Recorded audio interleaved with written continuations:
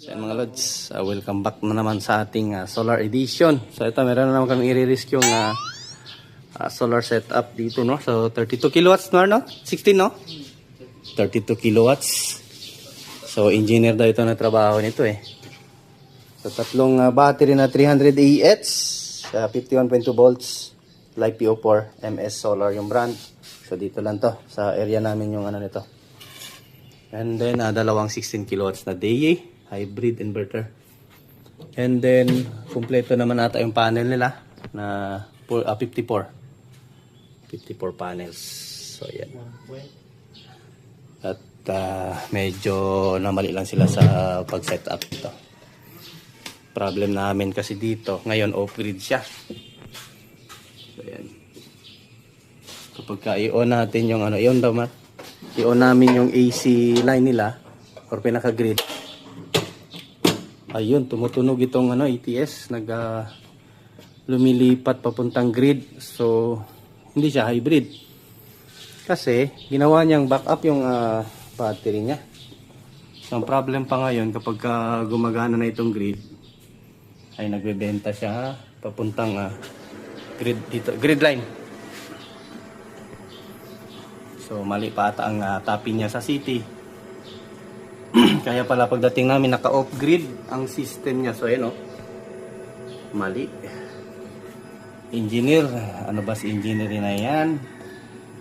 Bakit hindi inayos ni engineer? Ayun, mali Okay na sana. Kaso mali-mali yung program ni engineer. Ito yung master niya eh. Ayan. Ito yung breaker niya. So kaso mali din dito. Dapat to 200 ampere ang nilagay. Kaso nilagay nila is 250A. Ayan. Kasi nga yung pinaka-internal breaker nito ay 200 lang nakalagay. So ang problem sa ganito, yung internal breaker yung mag-trip. So problem na naman. I-open na naman ulit. Dapat mas mababa yung breaker dito. So ito yung problem ngayon. Pagka ang tigas ng buton, nagsisell eh. Ganda ng setup eh. Ayan mga luto. Ang ganda ng setup eh. Malinis. Doon lang nagkamali lang sa ano. So ito yung ayusin natin. Hindi na kinontak ni from kay Jason Chowa pala ito. 1 point na naman. So ito yung abangan nyo na aming i-repair. I-rewiring namin ito mga lods. Palitan to namin ng breaker na opo na. Ayan pag-off yung yun, mali yung tapping ng dapat kasi pag naka solar mode hindi na ito mag-switching or lilipat. Pag i-on yung grid lumilipat siya sa grid eh. So dapat hindi ganoon. Dapat pag i-on ang grid steady pa rin siya sa solar yung ating ATS. So yan yung ginawa nila May mga jumper. Wala, hindi ata alam yung Santry na ATS. So ayan. At continue na lang tayo. Update ko lang kayo So kompleto sa breaker. Merong input breaker pero walang main output breaker sa dalawang ganitong parallel. So ayan, may mali pa rin. So ayan.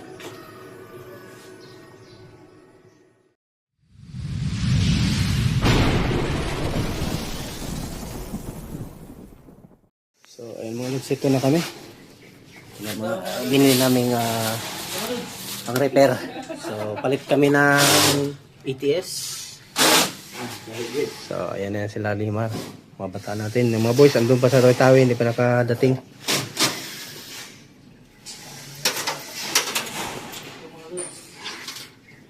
Tanggalin namin ko mga loads ha. Tanggalin tapos ibalik mo naman. Nagulingat yun. So yung limang battery hindi pa dumating, mamaya pa konti. Kasi walang piraso daw ito.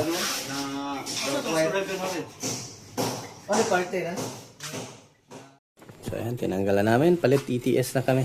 Ito na yung ETS. And then dito, ayan isang breaker lang ginamit dito sa ating 16 kilowatts. Si bossing ko eh. Ayan o, tingnan nyo. 250A ang nilagay. And then yung internal circuit breaker natin sa loob ay 200. So ito yung dito tayo magkakaproblema. Mag-trip, una itong mag-trip bago yung ating breaker sa baba. So yun yung problem. So kaya palitan namin to ulit ng 200 or 180 na ano. Pero walang available na 180 dito.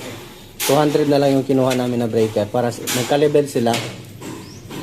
So yun yung ano. Kung maganda sana 160, wala din 160 available eh, kaya no choice ako. 200 pa rin yung ipapalit. Same dito, number. Ayan. Yan, continue lang tayo. So ayan, backlash lahat yung wiring nila.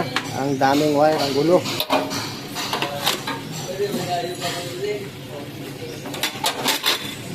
Matagal daw ito natapos ng engineer. Pabalik-balik daw dito. Tapos ang sa hulihan ay palpak pa rin. Hindi gumana ng maayos. Andun ang battery, dumating na. So yan ang battery. Ha? Ang saan? Ano naman? Ano dito sa out? Sunturan kani. Ayaw na naman nasa ito is butangan na dito. Ah, dito butanganan. Kabalo na si Glenn. Gitudluan ako na pansang wiring. Dito, katong sa masjid ay. Oh.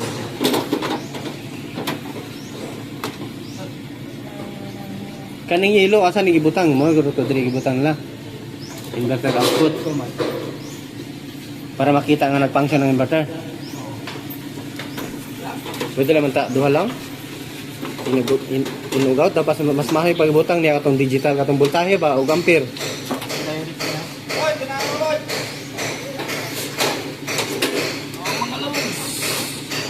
Baklas. Yan, buhatan ng battery.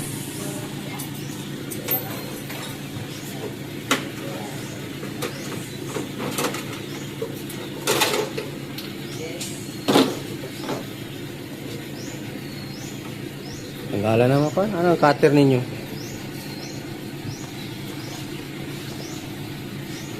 Ang gulo ng wiring engineer. Brand yun nga wire gid gipalit niya. Maro ori gipang ko na niya. Sobra ito. Ha? Sobra na. Sobra no. Mahal na. I-recycle na niya sa kon ba? Mahal na. Diriguro sa main nila no. Sa TMM yun. Sobrang laki ng wire eh. Pwede naman sana kahit number 4 lang eh. Parallel naman. Bali dalawang number 4. Sobrang laki ng wire nilagay. Eh yun nga yun, nagkalitsi-litsi na yung ano niya. Yung wiring niya. Eh kung makita to ni engineer, patay tayo. Binago namin yung gawa niya. Hindi rin nagustuhan ng client dito, yung may-ari ng bahay. Hindi rin nagustuhan yung ano nila, setup dito. Kasi nga ay parang Christmas light yung ilaw. Nagbi-blink.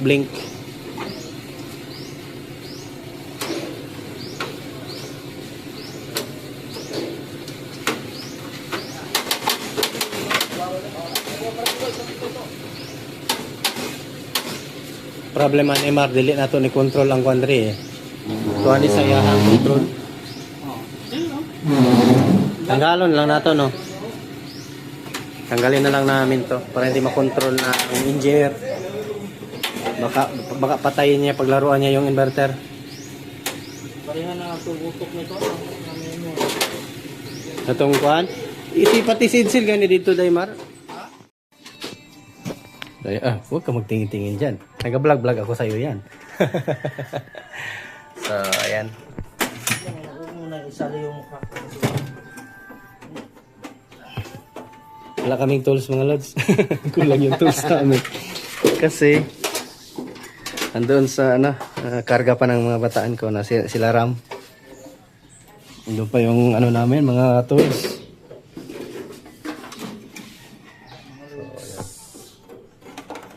Ito mga loads.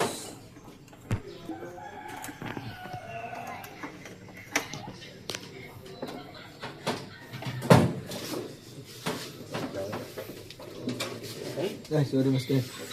Suko na siya sa mama, Mar. Kabalo na mga diri sa wiring ani Glenn no, sa latag diri no, diha. Ako na nakalimutan Dili ko ka. naman. Diretso naman na siya. Ah, dili ra ba di ko musugot. Tulon magadagan diretso. Diretso. So, ayan. Ito na si Master Limar. Ayan na.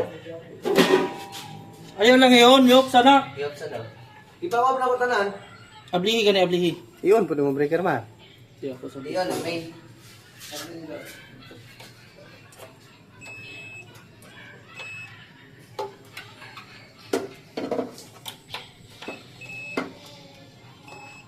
Okay.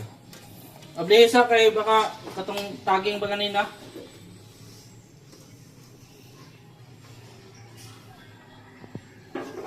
Ayan, meron na silang output breaker. Yung nani, walay solar. So pwede ra ka naka-on direct. Hmm. Naka-on ba lang to? Automatic. Automatic na. Automatic ba ito ba? Automatic ba? Sige daw. Glenn, open na Glenn. Hot dog. Ito na.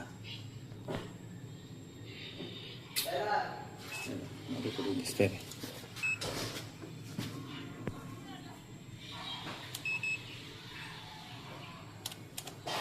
Kulang naman ba ito? Lugpat naman mo pa.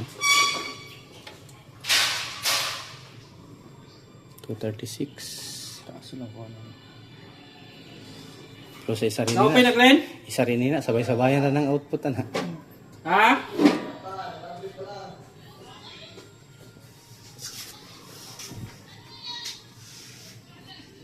Nasa isip ka. Sige na lang Samsel ko. Power on. Solar. Ha? Naka-off, i-off na tanan na. Ito. Araw gabi.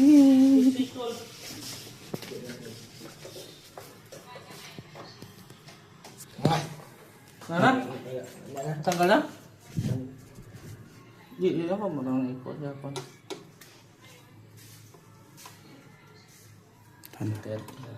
Okay na. Namoy kitanggal?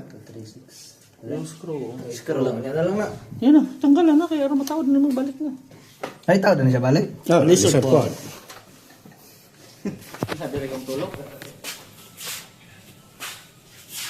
Repair.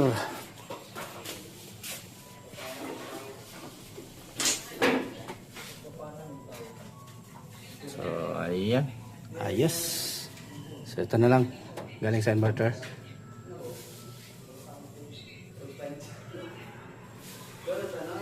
Ito lang. Then, battery na kami. Ito yung sa ating input, main circuit breaker. And then, ito yung main output, no? Ayan. So, mga lods, tapos na kami.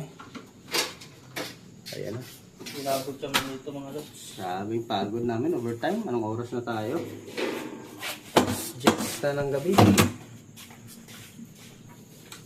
Hindi na makatulog yung asawa natin mga lods. 2,400 ampere yung ating battery. Ayun. Tawag din na, blackout na. So ayan, solar na to ngayon. Umilaw dito, ayan solar.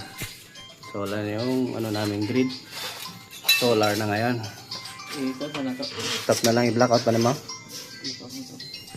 Blackout muna ulit kasi tatap ito namin yung ano, yung power, yung sa power niya. Ito. Power on. One? So ayan, dala-dala na yung breaker namin na tigto 200 ampere. Kada isang inverter. Ayan, ayos. Ipa-blackout muna namin saglit mga lods. Continue lang tayo. So, ayan mga lods, tapos na kami sa aming rescue. Kani oh? Ayan, yan na yung 8 pirasong battery. So, ayan, solar na sila ngayon. Ayan, gawa ni engineer, ni-rescue natin. Engineer Pulpul. Engineer Pulpul.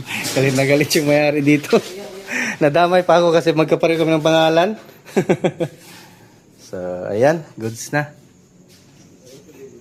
Ayan, to, mas matutuwa na sila nito at function ng maayos.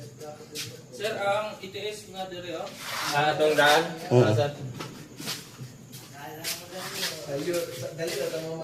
So, ayan. Tama, dito lang yung ano, puro lang kasi ilaw eh. Ayan, ito yung program natin. Naka zero export tulad tayo. Zero export power, Maxell 500. 30% yung setting natin sa battery kasi nga ay daming battery.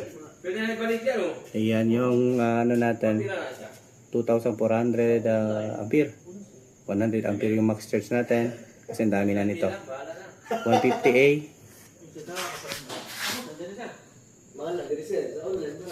Ayan, at naka-lithium tayo. Tingnan, check natin. Ayan, may live BMS na tayo. Ayan, pylon. Ayan. Thank you. Thanks for watching mga lods. At sa ulit, no? Ulitin. Marami pa tayong i-rescue ng mga system. Gawa ng mga ibang installer. Ayan na yung ano yung system niya. Ayan, malinis na. So, ito na yung main output breaker. Tapos, sa input breaker. Ayan, napagod na lahat. Battery breaker natin. Ayan, thanks for watching. So, ay mga lods, turnover kami ngayon. Dito na kami ulit sa site. So, ano muna, load test muna. Pinapa-on ko lahat ng aircon. Tignan natin yung full force nito. So wala kasing load, tignan nyo. Pumupunta sa ano eh. Yan o. Pag-aaraw siya papuntang ano. Pero hindi yan siya nagsela. Self consumption niya yan eh. Yan may 1.8 volt na consumption. Self consumption. Tigas na mga buton nito. Against the light yung ano natin. So ito na yung trabaho natin kahapon. Main output breaker, main circuit breaker galing grid. Itong ating ATS. So naka solar ngayon. So ito hindi ilaw. And then ito yung ATS natin. Yan, rewiring kahapon. Tapos ito yung solar panel nila. So hindi ko na ito ginalaw.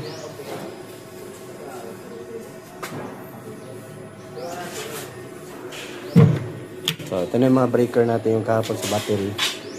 Tigda dalawang ano, breaker na 200A. Ayan. Kasi yung dito circuit niya sa loob, yung pinaka-internal is 200-200. So kung mas maganda sana kung merong 180 mas maganda. Kaso ano pala, 160 lang pala ito. Sorry, 160 lang pala yung nilagay natin. So para if in case may problem, mas mauna itong mag-trip kontra dito sa kanya pinaka-internal na circuit breaker. Kasi 200 yun sa kanya, di ba kung nakita nyo kahapon sa video natin. So ayan, 160 pala yung pinabili ko. So 160, so meron pala. Kala ko 200 eh.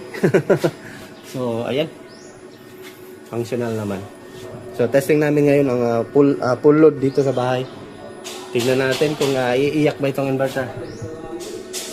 Ang daming aircon dito, isang na aircon.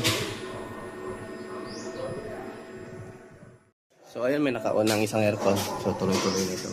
Tignan natin. Against the light. Glenn, kung abag pantabon din itong pong Glenn. Against the light yung ano natin eh. Screen. Yun na, meron na. Dandahan ang umakyat. Dari sa taas, Glenn. Yan na, Glenn. Tabon, Glenn. Against the light ang ano eh.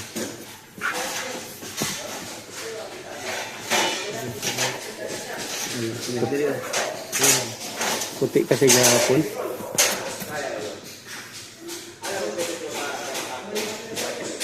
Lakasan natin ang ilaw. Lakas na pala to. Lakas natin. Hindi rin pwede. So meron natin 92 kilowatts.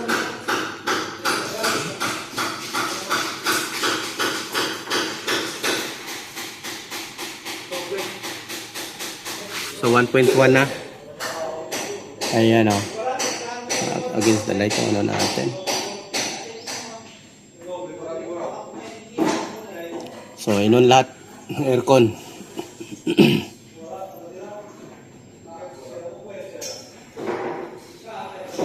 Ayan, dandan umakyat kasi puro inverter yung aircon dito nila mga lods. Pati suga, Glenn. Ay, 2,000.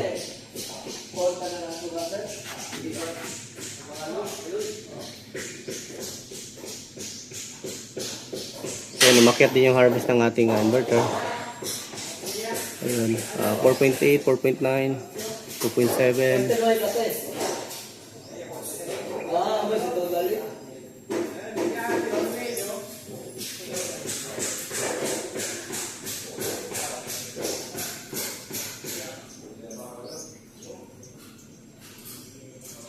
Ayan, 5.7 na yun natin. 3.4. Ngalay sa kamay.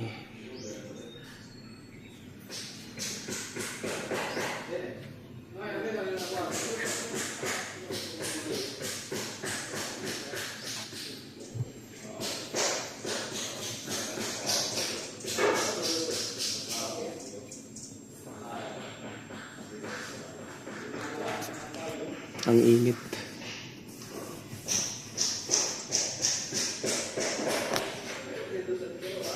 So dito, ayan, same din, 5.9 din yung harvest. Kasi naghati to sila eh. Ito dito 4 kilowatts na. Sa master, 4 kilowatts na din. Dandan umakyat. Against the light lang talaga tayo.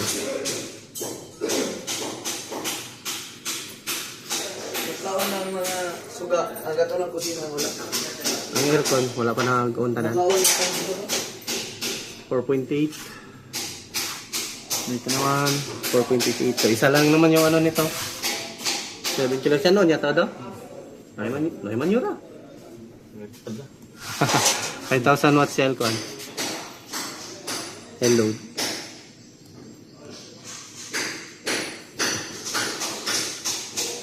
Spiral heater si Pune ulit para pwede sabay ba? Kiltan sinan mong kildosan dyan, no? Diba? Yabi ba sila? Hindi sila mag-abrit 12 kilo. Di agwa.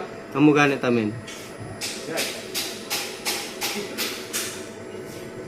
So, 5 kilowatts. Balikan natin mamaya konti dahil nalay na kamay ko. So, ayun, nagpa-open ako ng heater. Testing natin. 5.34 tayo ngayon. 5.3 kilowatts. So, pinaon ko yung heater. Isa. Try natin.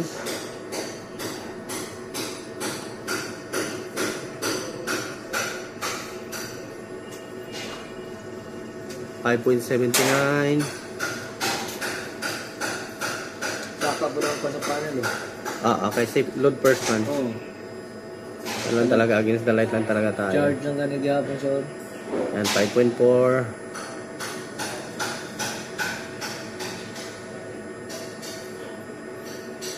So, 0 pa rin yung grid natin. kaya. Tungutan na dito, Glenn.